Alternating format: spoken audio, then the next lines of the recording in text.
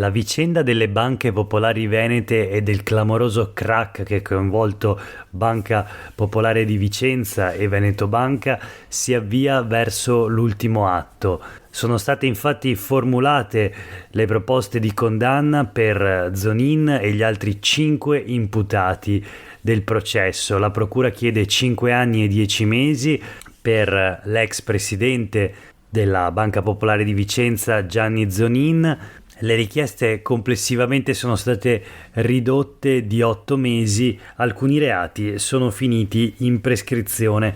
Questo è Sveglia Veneto, il primo podcast dedicato all'informazione vista da Nord-Est. Io sono Jack Calcetto, oggi è venerdì 23 settembre 2022. La prima notizia di oggi riguarda il crack della Banca Popolare di Vicenza e i 5 anni e 10 mesi chiesti dalla procura al pubblico ministero per Gianni Zonin, l'ex presidente appunto dell'Istituto di Credito Vicentino. La sentenza è attesa ad ottobre, ma ora proseguiamo con la rassegna stampa di oggi e vediamo subito una notizia che è in qualche modo la replica dell'azienda ospedaliera di Padova al professor Crisanti. Ieri avevamo parlato del suo studio che sarà presto pubblicato da Nature, il famoso studio sui test rapidi. Ebbene, oggi leggiamo sul Corriere del Veneto che i primari che l'hanno firmato si dissociano appunto dallo studio di Crisanti. Non è più il testo al quale abbiamo lavorato anche noi, dicono i due medici, e sui quotidiani del gruppo Gedi vediamo che ancora si parla di questa vicenda, una disputa che va avanti dall'ottobre del 2020. L'azienda ospedaliera di Padova fa ora le pulci alla ricerca pubblicata su Nature, insomma sarebbe diversa da quella appunto del 2021, o meglio quella dell'ottobre 2020 che nel marzo 2021 era stata annunciata in pronta pubblicazione. Covid, Crisanti ha cambiato il suo studio, nessun legame mortalità, tamponi rapidi. Questo il titolo dei quotidiani del gruppo Gedi, che è un virgolettato naturalmente, che riprende le dichiarazioni del direttore dell'azienda ospedaliera di Padova. E chi pensava che la disputa sui tamponi rapidi fosse terminata sbagliava di grosso. Insomma, vedremo come proseguirà questa vicenda. Nel frattempo ci spostiamo a Venezia e sulle pagine del Gazzettino leggiamo una notizia che riguarda il turismo abusivo, il turismo non sostenibile. Bed and breakfast abusivi a Venezia, nel garage e nel sottoscala. Finanza e polizia locale hanno scovato 31 strutture ricettive senza autorizzazioni, addirittura c'era una donna che dormiva nell'autorimessa per affittare la sua camera ai turisti. Guardia di finanza e polizia locale hanno scoperto attività alberghiere in nero, redditi appunto elusi e abusivi per 5 milioni di euro durante l'estate, individuati grazie a un software originale appunto della Guardia di Finanza e della Polizia Locale di Venezia. Insomma, abusivi e irregolari turisti a Venezia.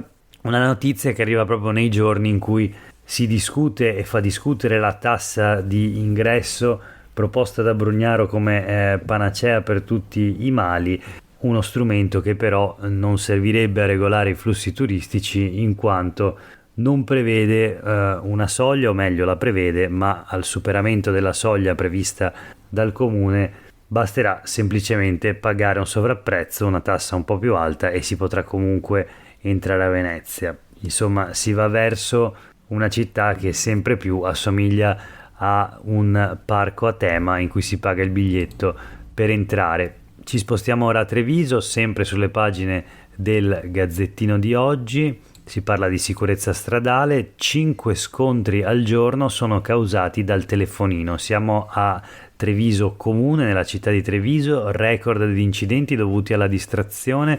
Il comune ordina pattuglie in borghese, multa da 165 euro e 5 punti in meno sulla patente. È stato anche realizzato un video shock sui social. Comunque il dato è allarmante: a Treviso, tra centro storico e immediata periferia, si verificano almeno 5 incidenti al giorno provocati dalla distrazione e in particolare dal telefonino. Sempre a Venezia, ma qui sulle pagine del Corriere del Veneto, scopriamo di un focolaio di aviaria. Sono stati abbattuti 700 volatili dopo che l'ULSS di Treviso ha emanato un'ordinanza.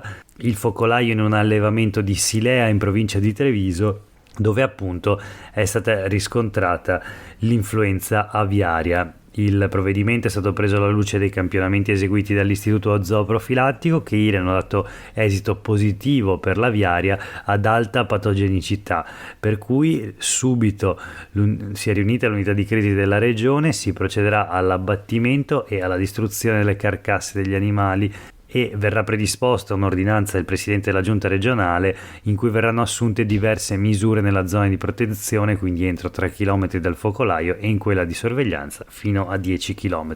700 volatili verranno abbattuti. L'ultima notizia di oggi la troviamo sulle pagine dei quotidiani del gruppo Gedi. Alla Madonna dell'Orto rispunta dagli archivi il certificato di morte originale di Tintoretto. Il documento datato 31 maggio 1594 è stato restaurato grazie all'intervento della soprintendenza. Domani la presentazione. Per oggi è davvero tutto, grazie per aver ascoltato questa puntata di Sveglia Veneto. Noi torniamo a sentirci lunedì prossimo e nel frattempo a tutte e tutti voi auguro una buona giornata e un buon fine settimana.